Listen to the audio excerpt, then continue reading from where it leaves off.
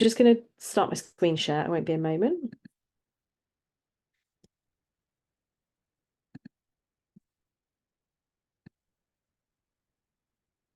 Okay. Hopefully you can all see that. If for any reason anyone can't see it, can someone just let me know in the chat? But otherwise, I'm just going to assume that you can see that and that everyone can hear me okay. So welcome. So welcome to my webinar, Miscarriage, What's Next? So we're going to run through a little intro and then we'll get stuck into the nitty gritty. And I'm hopeful that you will find it super helpful and informative. That's my aim anyway, to give you some really good advice and guidance and practical advice. So for those of you that don't know me, my name's Rachel and I am a fertility acupuncturist, and I came to that through my own experience with fertility. So I ended up having 3 rounds of IVF. I was lucky enough to have my son on that 3rd cycle. But before that, I had like a long journey to pregnancy, and that was sort of mixed in with losses along the way and various scenarios. But ultimately, I was diagnosed with something called Hashimoto's disease and natural killer cells. And then I had treatment throughout that 3rd round of IVF and ultimately got pregnant. And at the time, I was cabin crew for BA. And I just thought, you know what, I can't go back to that. I need some good to come out of everything that I've been through. So I retrained as an acupuncturist because I'd had quite a lot of acupuncture throughout that last round of IVF, and then set up my practice. I started doing general practice for about a year, and I very quickly realized that actually it just wasn't what was going to give me purpose and feeling rewarded. So then I changed the whole practice to fertility only. And we now have a team of 3 acupuncturists, a reflexologist, a nutritionist, a pharmacist, a functional medicine practitioner. And between us, we help people to get pregnant and stay pregnant, essentially. So all of our work now, all of our training, all of our like continuous professional development and learning is all to do with fertility. And as a team, we keep ourselves really up to date. Fertility and miscarriage is an ever quick changing area, and it's important that practitioners are sort of up to speed, and it is hard to keep up sometimes because there's constant new developments. So everything I tell you today is up to date as of today, but please be aware that in a month's time, you know, that may all change depending on what new evidence comes out. Like, I cannot tell you how quickly fertility and miscarriage moves in terms of where we're at with diagnostics and medicine. So I have a couple of areas of expertise: reproductive immunology, endometriosis, and root cause fertility. And those are kind of like my favourite areas, I guess. They're the ones that I sort of delve a bit deeper into. This is a picture of me looking obviously much more glamorous than today. I mean, I'll be honest, I don't look like that on the best of days. That was a good photographer. So here we are. Let's talk about where we are with miscarriage services. So generally, services for miscarriage and fertility within the UK are poor on the NHS. There is a huge lack of continuity of care, and often you will be fed the phrase, and some of you might have heard this, that there's nothing wrong, just try again. And I actually think that's quite damaging from a mental perspective. You want answers, right? And you're absolutely petrified to try again. So someone saying just try again is really, really unhelpful. And often when they say this within the remit of the NHS, what they actually mean is we've exhausted all the NHS testing and treatment options, but there might be other treatment options out there, but we've tested what we can within the NHS. So the NHS resources are limited due to funding mainly and availability. Now, that doesn't mean that there's not a lot of other things out there that you can investigate that have a really strong evidence base. I'm going to talk about these today, but they're just not available on the NHS. Often IVF is a solution that's offered, and it's not necessary for a large amount of couples, and it's not particularly helpful for recurrent miscarriage unless you have identified why someone is miscarrying. Now, the benefit to IVF is that you can genetically test embryos, so you know that you're transferring a genetically normal embryo. But if the reason for the miscarriages is not genetic and it's to do with the uterus environment or other reasons, if you're not checking that and treating it, then IVF is not going to help. And it's really important to understand that.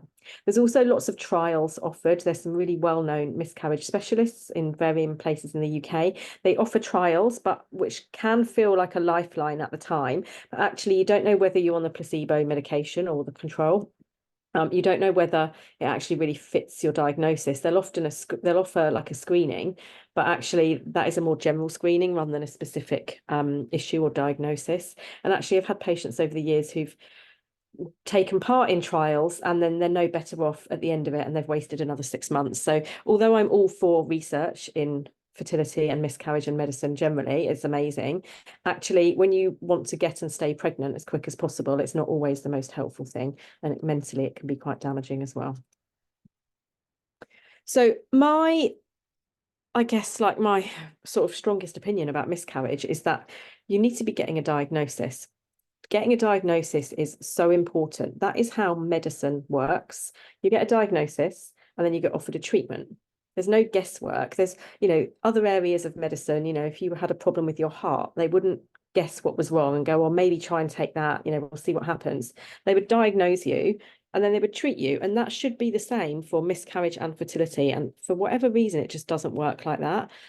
And actually, getting a diagnosis will reduce your time to pregnancy and it will reduce your miscarriage risk, which is the ultimate aim. So I know a lot of women that we have through the clinic who've suffered with miscarriage also take quite a long time to get pregnant. And that adds another layer to everything mentally.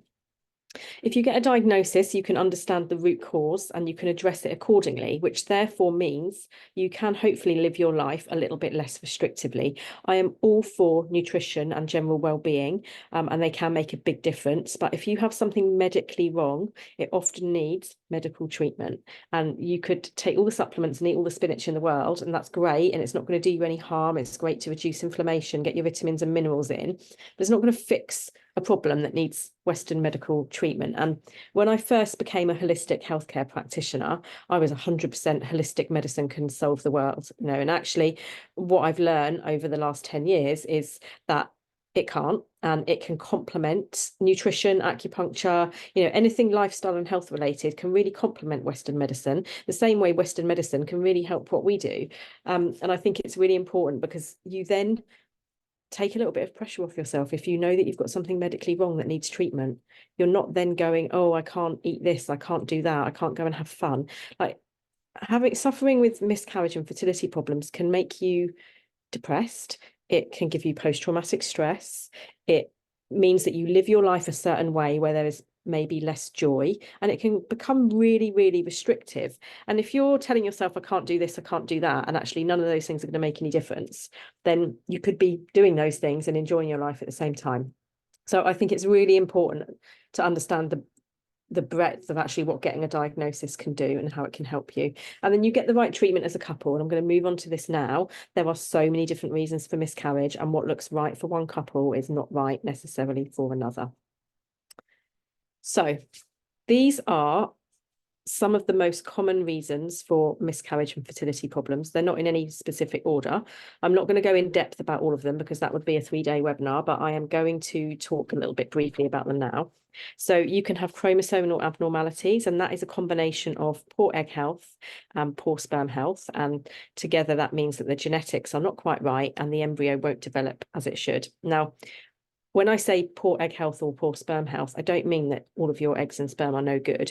What happens is within a year's cycle, you've got 12 chances to get pregnant. Now, when you're young, it might be that all 12 of those chances are viable, but we know that the biggest components that affect egg quality are age and genetics, and we can't change that, sadly.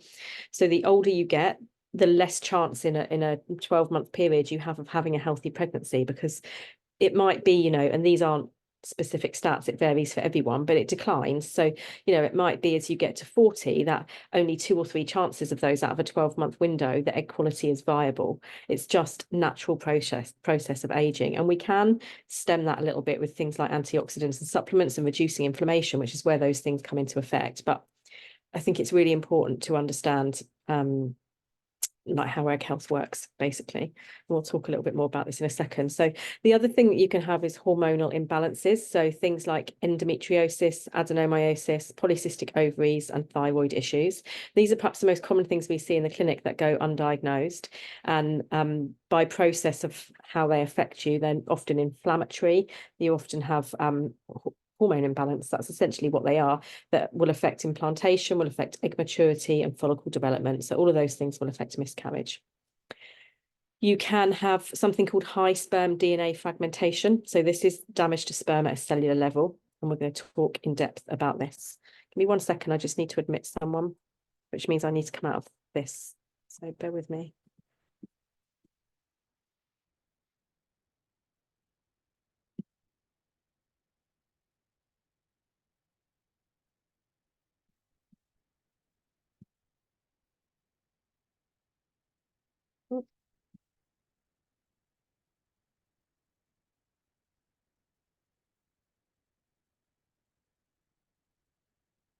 Sorry, this is the problem when you start. There we go.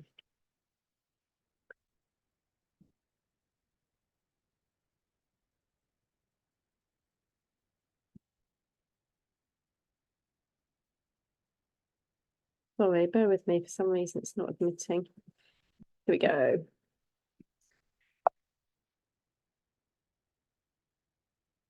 I'm just going to stop the share. Sorry, guys, it just won't let me. This is why I stick to acupuncture. Why can't I stop the share?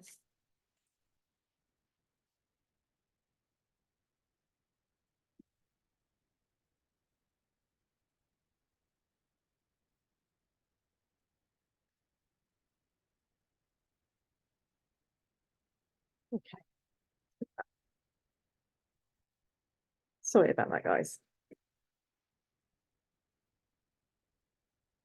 Oh, this big box in the middle. What's going on? Okay, so we're going to come and talk in depth about sperm DNA fragmentation. Other things that can be a reason for miscarriage is structure. Just mute yourself, guys. Thanks. Structural abnormalities within the uterus. So things like fibroids,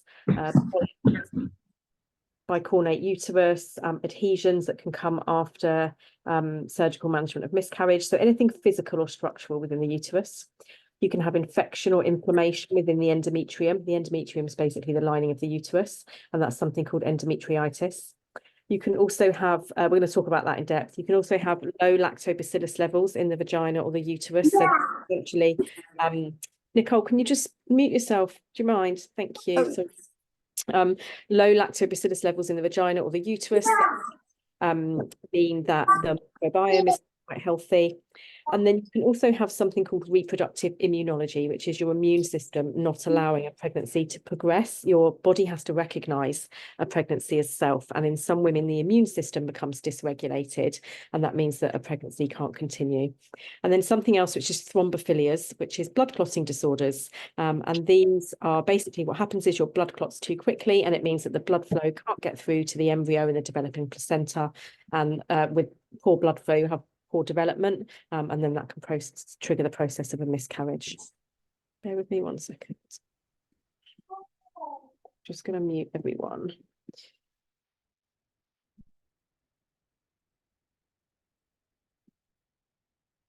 Okay. So these are all the reasons for miscarriage and fertility problems, and it's really important to mention there can be an overlap between what stops one person from getting pregnant and what stops another person from staying pregnant. Like, we often can't separate fertility problems and miscarriage, because all of these reasons here for miscarriage are also reasons for fertility problems. It's just a case of working out what the issue is and at what point in the process it's happening.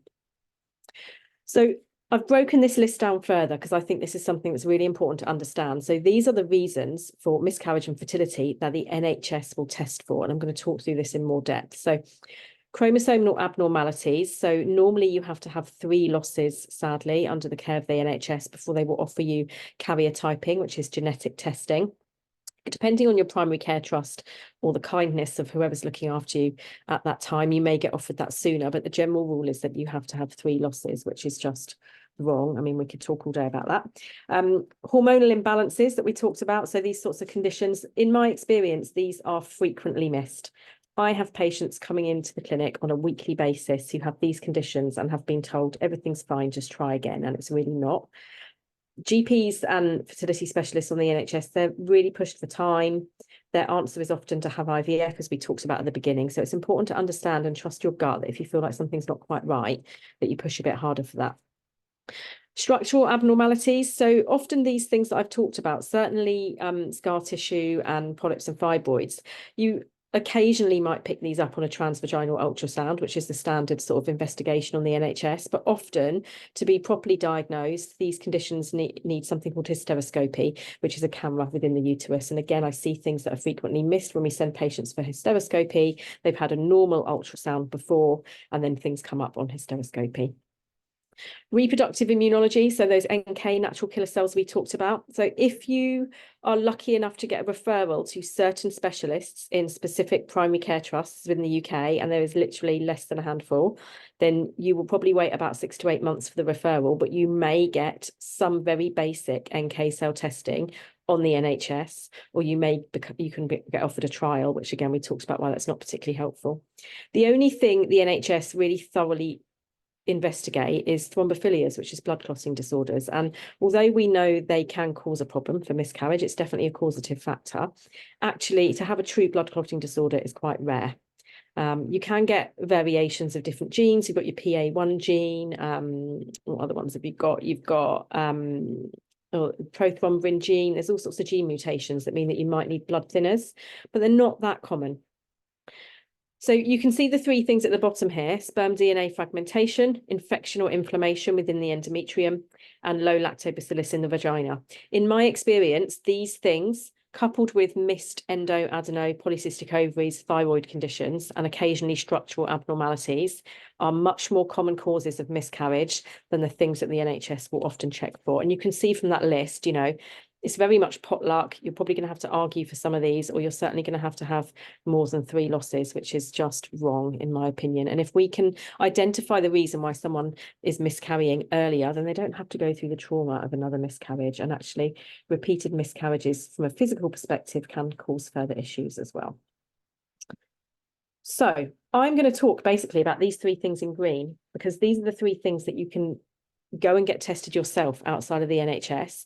They're things that are common, and they're things that you don't need the NHS for, and they won't check it anyway, but actually often you can get quite a lot of answers from this area. And I'm going to start with sperm health, because we always look to the woman when it comes to miscarriage and fertility. And again, in my experience, like a large proportion of the time, just had it this morning, a DNA fragmentation test has come back to me, and it's clearly a male factor issue. Now, in order to explain this properly, I need to talk a little bit more about the testing. So a basic semen analysis will look at, are the sperm swimming properly? Are they swimming in the right direction? And are there enough of them? Now, if you're already getting pregnant, we can assume that all those things are normal anyway. That test is not really particularly helpful for miscarriage, because it tells us what we already know, that you're getting pregnant. What we want to understand is there a further issue with the sperm at a genetic level that might be contributing to first trimester miscarriage? Now, there's been a lot of evidence that's come out in the last 10 years that shows that if sperm health is genetically abnormal, or there is a large proportion of sperm within the testicles at any one time that are not genetically normal, you have a higher chance of first trimester miscarriage. And that is because the sperm is 50% of the embryo health. Sperm is basically a DNA bus. It carries your partner's DNA to your eggs. And if that DNA is not quite right, it has a link to first trimester miscarriage. The studies show us that. It's clearly proven. And the World Health Organization also recommends that looking at DNA fragmentation should be part of a standard fertility test for a man. Like, the evidence is that strong. The NHS just haven't caught up yet. And in all honesty, they won't be able to afford to offer this testing for a long time. But they're not going to tell you about it for whatever reason. So this is an area that really needs to be investigated for miscarriage. And there is so much evidence. There's so many companies popping up now that are running this testing. There's not really an excuse to sort of not be able to get it done. So what happens is, when the man provides a sample, and then within that sample, they can look at the sperm, and they literally see how many of the DNA strands are broken. And if the percentage of broken strands sits above the threshold that we know from the studies, above that threshold, there's a link to miscarriage, then we need to look at doing something about it. Now, men constantly produce new sperm. So this is almost a no-brainer, because sperm, as women, we're born with all the eggs. We can't add more eggs. Men, while we're talking now, are constantly producing new sperm. And every 3 months, it's like a fresh cycle is completed. So if you can work out, first of all, if there's a problem, and secondly, what's causing it, and you treat it, it's actually much easier to fix than egg health. So again, and it's quite quick. So it's a no-brainer, really, that we should be looking more in depth at sperm health. And like I said, the tide is changing outside of the NHS slowly. But some people will argue that the genetics of the sperm are actually the most important part of embryo development. That's normally sort of an IVF conversation, but that's what we're sort of learning from studying embryos under the microscope. around 15 to 20% of men who have a normal semen analysis. So on paper, you've had a normal sperm check and the GP's gone, oh no, it's not the sperm. You know, they're swimming fine, there's enough of them, they're the right shape. About 15 to 20% of men that have a normal test result will still have high DNA fragmentation. So it's not good enough that you're told, no, the semen analysis is fine. Running a semen analysis can sometimes give indication of high DNA fragmentation. Occasionally, if you have have poor motility, that can link. Generally, if something's not sat right within the parameters for sperm health, then it would, when I'm working one-to-one with clients, I would refer to a DNA frag, but often nowadays I'm referring for a DNA frag anyway for miscarriage if we can't see another obvious reason. I'll talk more about the end about where to go for this testing. The other thing that has sort of there's become a much stronger evidence base in the last, I'd say maybe 5 years or so, is to do with the vaginal microbiome and microbiomes generally. We're becoming much more aware of the importance of healthy microbiomes and bacteria for inflammation and fertility and miscarriage and overall health as well. So Tommy's did a big study at the beginning of 2022, and they showed that women that had low lactobacillus, and lactobacillus is a good bacteria that you want in the vagina. Women that had lower levels of lactobacillus in the vagina, there was a significant correlation with a higher incidence of first trimester miscarriage. Now, you could have that with no symptoms at all. Often what happens is when you don't have enough good bacteria, the bacteria that you don't want there, that often will sit there naturally anyway, but are kept in check by the good bacteria. The bacteria you don't want there will proliferate and sort of take over, and the good bacteria can't do enough to get rid of them. And then you start to get symptoms of things, and that can be things like thrush, BV, vaginitis, urinary tract infections. You can have low lactobacillus and not have infection as well, but sometimes you will have symptoms. You've got bacteria that are recognised to have links to preterm labour and later losses, things such as strep. Ureaplasma's got strong links to infertility generally. And you can have these bacteria that are sat in the vagina when you wouldn't know anything about it, and maybe you've also got low lactobacillus. Generally, you don't want bacteria like ureaplasma and strep there, but you also want good levels of lactobacillus as well. A full microbiome test will look at, are there enough good bacteria and are there any nasty bacteria that need treating? The treatment is often antibiotics followed by high dose specific vaginal probiotics. And they'll also look for inflammatory markers. So wherever you have bacteria, you will get inflammation in the body, and inflammation is bad news for us overall health and well-being wise. You can address that with things like supplements and lifestyle, but often you need to get rid of the bacteria if there is bacteria causing inflammation, if that's the reason. And that can sit within the vagina. Now, the only thing that sits between the vagina and the uterus is the cervix. So if you have high inflammatory markers in the vagina, again, when I'm working one-to-one with clients, it's a bit of a red flag. Is there something else going on, which I'm going to come and talk about? So even if you don't have symptoms, it might be worth testing. The NHS might do something called a high vaginal swab. Some of you might have had this done already, but they are looking for very limited bacteria. They will often swab for strep or ureaplasma, maybe chlamydia or gonorrhea, and that's pretty much it. It's certainly not a full microbiome, and it won't tell you anything about the lactobacillus, the good bacteria, and that's what the Tommy study proved has the link to first trimester miscarriage. So again, it's a private test. I'll talk about where to go and get that done. And then the last thing I kind of want to talk about in depth is infection and inflammation within the uterus. And this is something called endometriitis. And anything that ends in itis basically means inflamed. So it's an inflamed uterus, and that often comes from infection. I think these stats are quite interesting. So 30% of women who are trying to conceive will have pathogenic, so bacteria we don't want there, pathogenic bacteria in their uterus. 30% of women who are trying to get pregnant will have chronic inflammation within their uterus lining in the endometrial tissue.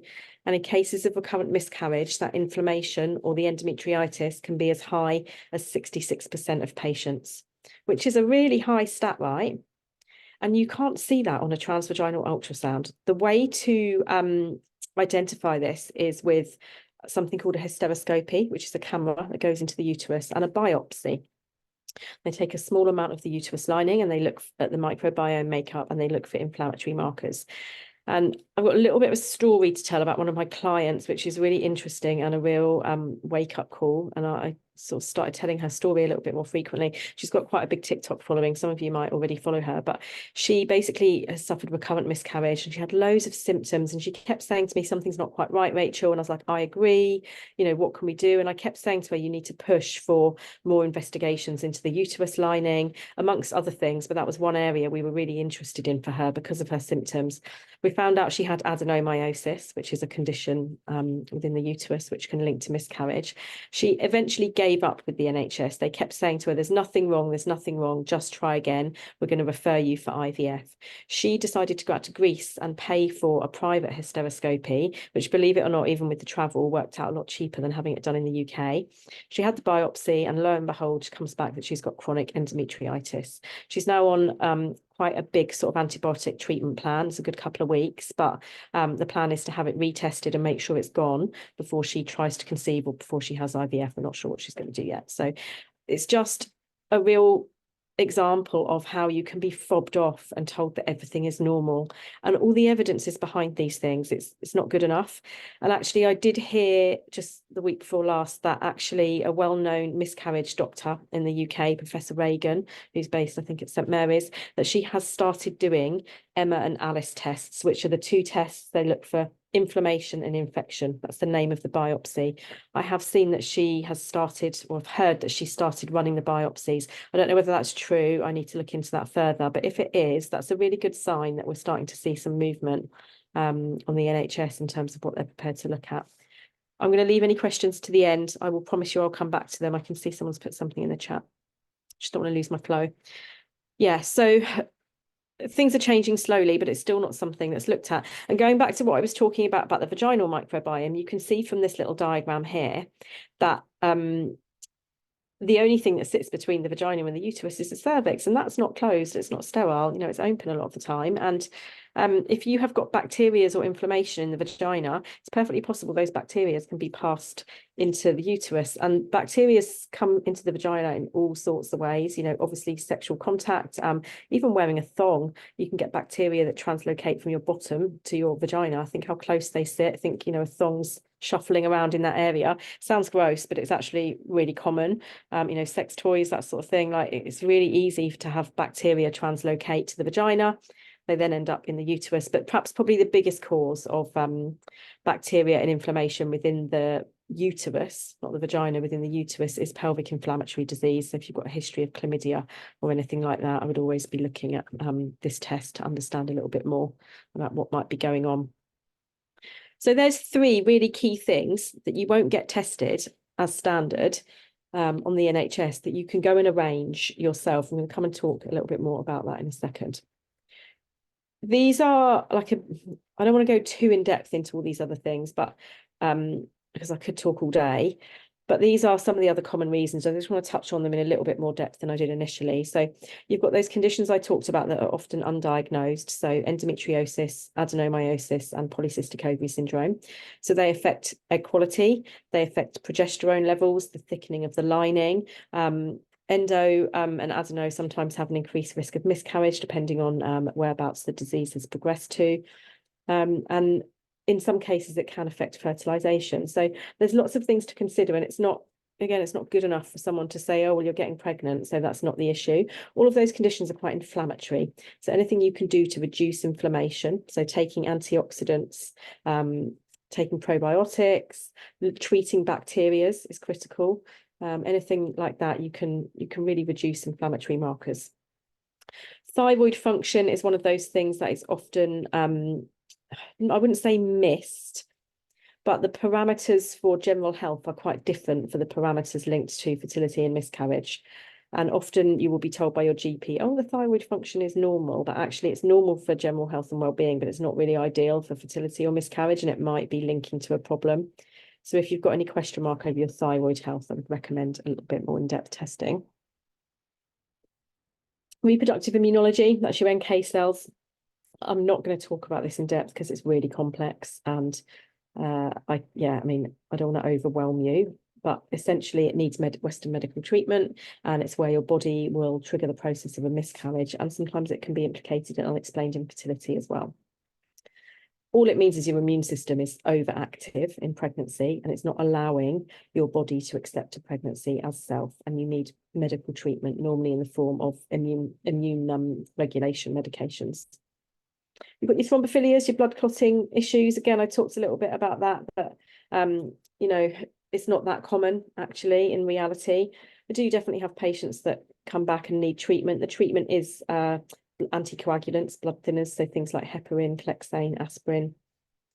And then your genetic or chromosomal issues. So again, that relates back a lot of the time to egg and sperm quality. Now, it's important to point out there's no test for egg quality, and I want to touch on this a little bit more. So we talked about age and genetics and how that impacts egg quality. Now, that sadly is the larger component of egg quality that we can't really impact. We can't change our age, we can't change our genetics.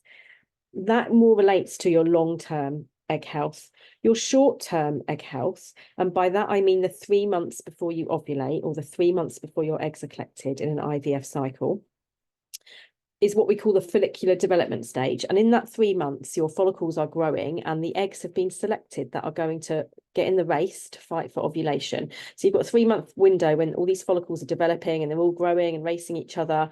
And they're almost like marinading in hormones. So what your hormones are doing in that 3-month window can be really important for like final stage. If you think about that, it's like the finishing stage to egg quality. And when practitioners talk about improving egg quality, that's what they're talking about. They're improving the finishing quality of the eggs. You can do that with antioxidants. High dose antioxidants can help. You need to look at your hormones. So things like high or low testosterone, high LH, high prolactin, a thyroid disorder, they will all affect follicle development. And it might be that you're getting the dominant follicle, you're ovulating because you're getting pregnant, but the egg quality is not as good as it could be. And maybe a component of that is age and genetics related, but what can you do to help that finishing bit? Because when we talk about miscarriage and fertility, we're often not looking for one big thing. Rarely is it one big thing. Often it's smaller things that need optimizing, a combination of sperm health, a combination of hormones. Maybe you need some medications.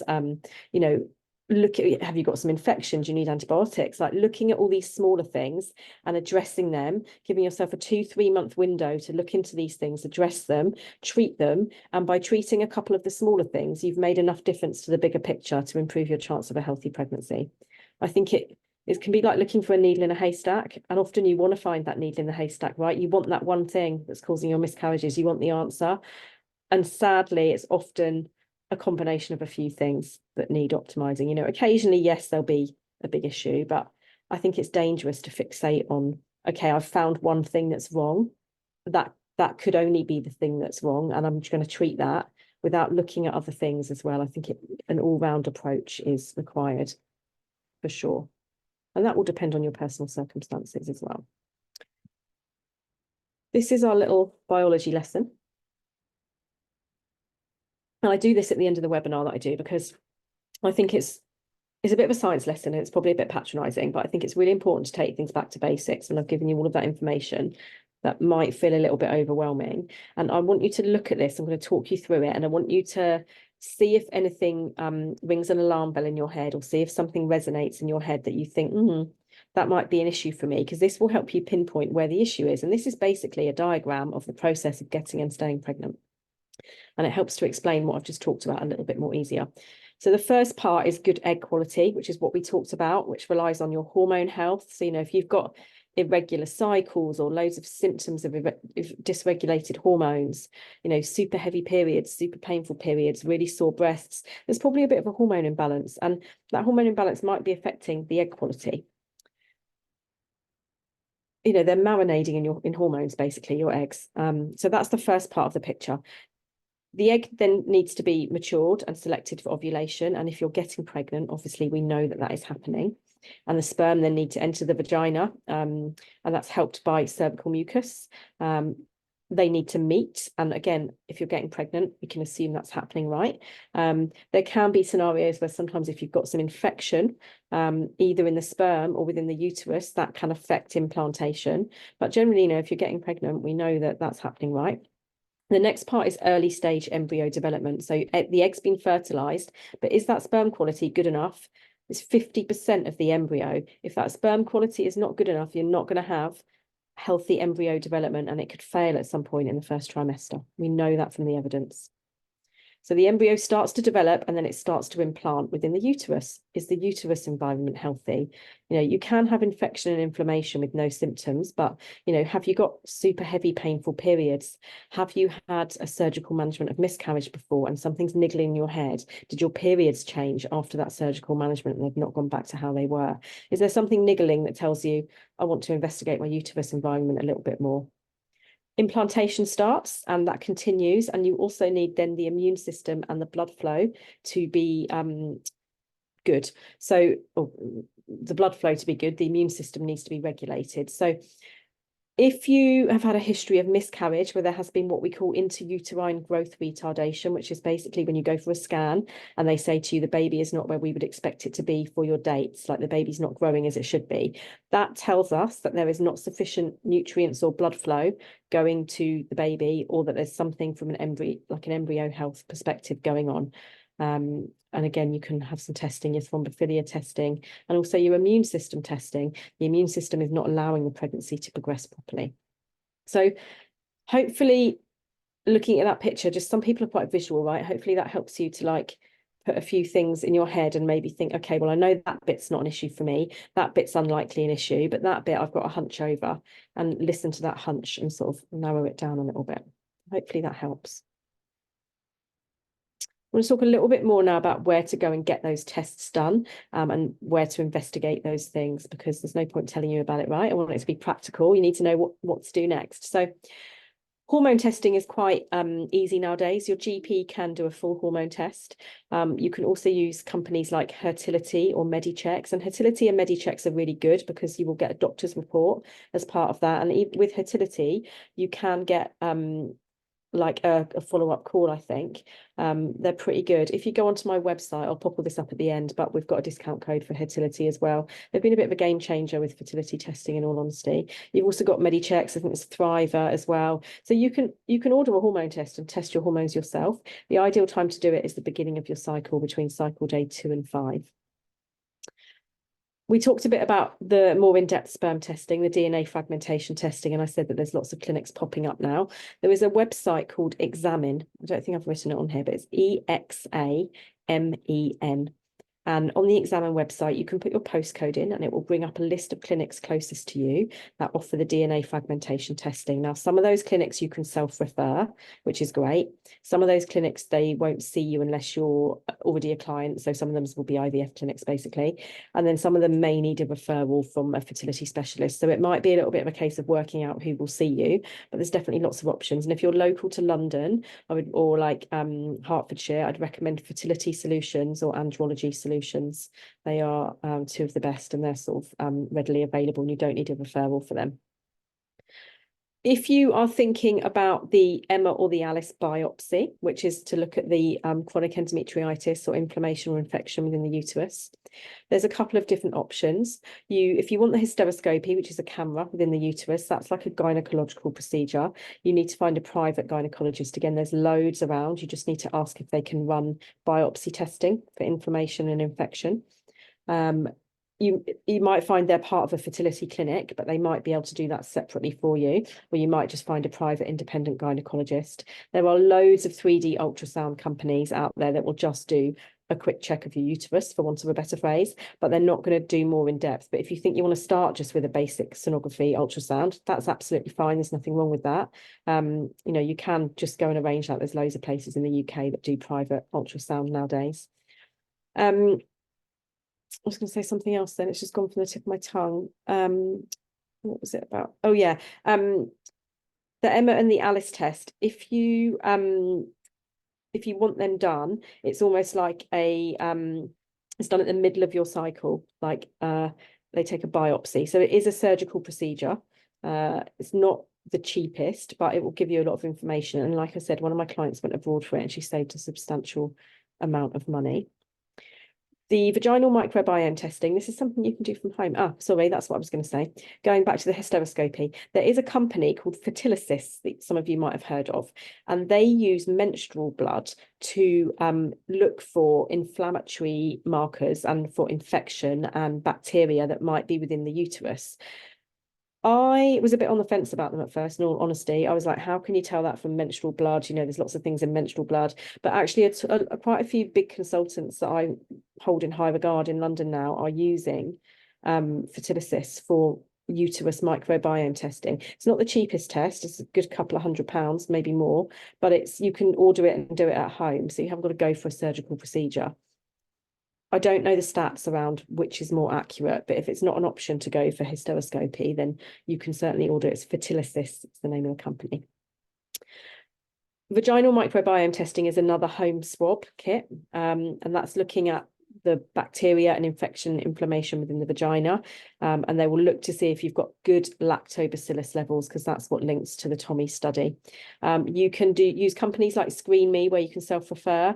I really like In Vivo because it's really in-depth, but it also has a quick turnaround time. Screen Me has a longer turnaround time. In Vivo's got a 15-day turnaround, but it has to be via a practitioner, which is a little bit frustrating for patients, but there's definitely lots of options out there. I would avoid the day test. I've previously recommended that, and I've just found more recently that it's not comprehensive enough for miscarriage. We need more information often. And Screen Me and In Vivo tend to do more in-depth testing. And then working with a fertility expert, so whether that's a nutritionist, a functional medicine practitioner, or like acupuncturists, to understand really what's going on in your unique picture. So do you have high inflammation levels or signs of high inflammation? You know, is there likely to be a sperm issue? You know, what can you do to improve that from, you know, a lifestyle and nutrition perspective? And then often we can refer you on for testing. So that is what we do as part of our one-to-one fertility and miscarriage assessment. So we do a 90-minute in-depth assessment, and effectively we're screening you and helping you to work out at what point the issue might be for you. And out of all those tests we've just talked about, which ones we think might be worth considering, both the NHS and the private ones. Now, we don't just pluck random tests. You know, occasionally we'll get a client that comes that said, I just want to test a lot, you know, but that's really not necessary. You don't need to go in and test everything straight off the bat. Often it's a case of doing a bit of detective work and going, okay, well, you know, you've got these signs and symptoms. That looks like it might be an issue for you. Let's go there first. And then maybe after that, we'll go there. And we kind of do that all at the same time. We basically create you like an action plan. We'd go through all of your previous test results, scan reports, anything you've had done already, and look for gaps, what might have been tested. You might have been told things are optimal. Are they actually optimal? And looking what we can do to help improve that picture. We go through all of your supplements, because that's a minefield in itself, and then tailor supplements to your signs and symptoms and what might be going on for you. And then we'll connect you with the people that do the testing. So whatever we recommend, we're not just going to say, go and get this done. We'll say to you, okay, these are the places you can go. These are who we'll recommend. And then we'll help you go through the results as well. And then sort of if you're in the NHS system already and you want to stick with that, then how to navigate that, and just being aware of kind of what we talked about at the beginning, really what's available to you, and sorts of questions you can ask to get the most out of a consultation on the NHS. And then we also do like nutritional advice and guidance. We've got recipe packs, shopping lists, and you get a free half-an-hour call with our nutritionist. So there's loads of added little extras in there. And then that's a one-off that has the full like action plan at the end of it. And then if you want to like work ongoing with us, we just book 30-minute follow-ups with you, like whenever you feel like you need it, basically. So you can find us here. So this is our website, and that's our Insta tag, and that's my email. If you think that you might be interested in the one-to-one assessment, then you can book like a free 15-minute call if you want to have a little chat with me, just to really understand whether it's suitable for you, because I completely understand that sometimes it's just good to know whether it can actually help you before you commit. So if you go to our website, you can book the assessment and the free call, or via our website. So I am going to stop the screen share now. I'm going to come and ask questions. So I can see one in there already. But if anyone else has any questions, please start firing them off. And I will literally work my way through them. Hopefully you can all see the chat, so I can just read the questions out and answer them. Okay, Nicole. I had a symptomatic UTI in early weeks of pregnancy, treated with antibiotics, but one urine sample weeks later showed strep B. You were told things were fine. Then at 15 weeks, I had a miscarriage. Could the UTI be a link? Hope this is okay to ask. Of course it's okay to ask. You can ask anything you like. There's no such thing as a stupid question, right? Because why would you expect to know anything about this? You know, I wouldn't know about your job, or you wouldn't know about the doctor's job, right? I think we have, when you're suffering with like fertility problems and miscarriage, you feel like you should know stuff, and it's really not the case. So basically, oh, non-symptomatic, you never knew you had it. Okay, yeah. So if you have bacteria such as strep B within the vagina, so sometimes those bacteria can translocate from the gut, sometimes from the urethra. So it's likely if you had a UTI, it was in the urethra, but it might have transferred to the vagina. Now, strep B has links to later miscarriages and preterm labour. I did a really good podcast with a lady called Golnoosh at Screen Me, the vaginal microbiome company. If anyone wants to listen to it, you can go via our website, click on the podcast, and it's on there. It was fascinating. She talks a lot about how there are links between these bacteria and miscarriage, but we're still trying to prove them. The microbiome is a really fast moving area, and we still don't know everything. We're still really learning a lot about this as we go along. What we do know is that if you have bacteria in the body that we don't want there, they cause inflammation, and they're bad news generally. We can link some bacteria already to fertility problems, things like ureaplasma, and we can link strep B to preterm labour. Can we link it to a second trimester miscarriage at the moment? No. However, who knows? I think I would definitely want to be running a vaginal microbiome test in your case. So if you came to me as a client and you told me that, that would be part of our recommendation, that we look more in depth, because as well, if you're getting a UTI and strep B, that tells me that probably you haven't got enough good lactobacillus to stop those bacteria from proliferating. So we'd want to understand more about that, because again, we know that there is definitely a link between low lactobacillus and miscarriage. Does anyone have any other questions? We've got time. Feel free to fire away. You're welcome, Nicole. No. If you're maybe thinking about what to write, I'll give you a few more minutes. Oh, here we go. Hayley, I had an early miscarriage in 2020 prior to having my son. Very recently had a miscarriage at 7 weeks. I'm 41. Could age be the most likely cause? Wondering whether to have testing, as had 3 miscarriages in total, or whether to just try again. That's a really personal choice, right, Hayley? And I think a lot of that depends on how comfortable you are. I certainly see, working with lots of couples that have suffered miscarriage, that fear about trying again varies on a massive scale. And I think whether you just try again depends on how comfortable you feel right now. I think without any testing, you're not really doing anything to reduce your risk. Although, you know, I hate that phrase, like at your age, but it is a reality with fertility and miscarriage. You know, at 41, yes, the egg quality is not going to be the best it could be. However, I know nothing about you. You could actually live, you know, you could have really low inflammatory markers. You know, there could be lots of positives there as well. So I would probably run a basic hormone test and a sperm DNA fragmentation test, and then reassess. Because if something comes up on those, they're quite easy to address. And if you address something before you start trying again, you might feel more comfortable. I don't think no one's ever going to feel confident, right, trying again after loss. But I think if you identify something and treat it, and those issues are fairly simple to treat, then you will feel more comfortable. You know, I'm not saying you can't just try again. I think it's a very personal choice. Yeah. Does anyone else have any other questions? To anyone that joined late, you probably missed what I said, but I was up all night with a sick bug.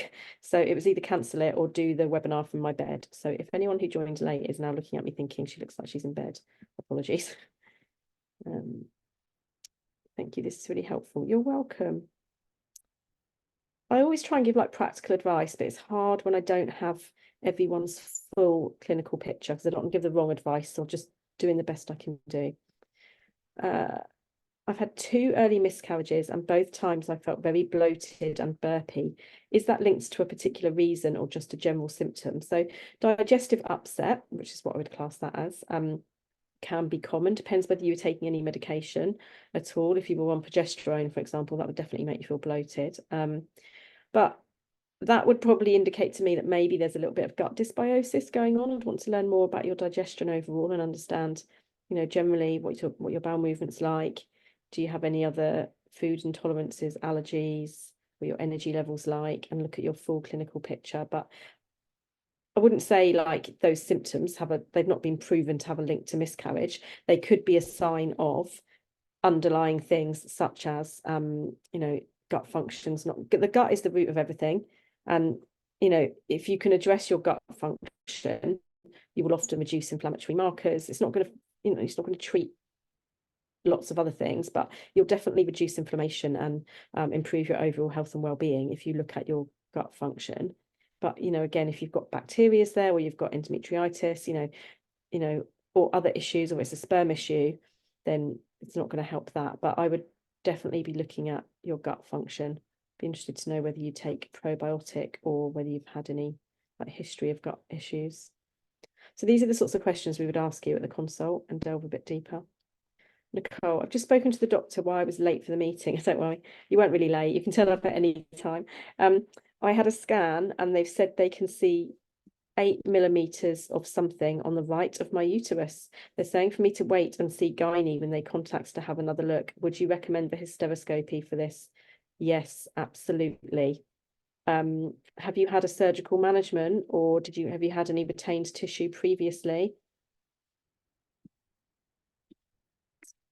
Yeah, hysteroscopy would be medical management. Yeah, so it could be that there's something there. It could be scar tissue. I would definitely recommend a hysteroscopy in that case. If there's a question mark over something on a transvaginal ultrasound, there's often no point having another transvaginal ultrasound unless the person scanning you the second time is some super expert and is confident they can really understand what's going on, but often you need hysteroscopy. Yeah, no history or meds. Yeah, I would probably look at your gut function, but I'm not going to sit here and say that those symptoms are linked to a particular reason for miscarriage. But I would look at your gut function generally. Medical management, I had a clot pass 4 weeks after my first period. Yeah, I would have a question mark over that, Nicole, if there's anything else going on there. Without you need to have hysteroscopy, basically. We could sit here and like contemplate it all day long. Again, it goes back to what I talked about at the beginning about diagnosis and treatment. You know, this is what frustrates me about the NHS. They'll say to you, oh, let's wait and we'll just see what your next period's like. It will pass on its own.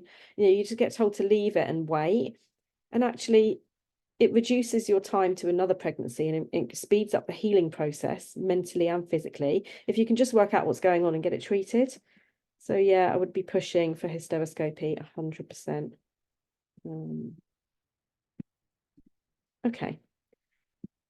If nobody else has any other questions, oh, thank you, that's helpful. I asked would it be a problem trying to conceive again, and they say unlikely. I would not try to conceive again until you know whether you've got scar tissue or anything within the uterus, because if you have adhesions within the uterus or you have some retained tissue, that is a high risk for another miscarriage.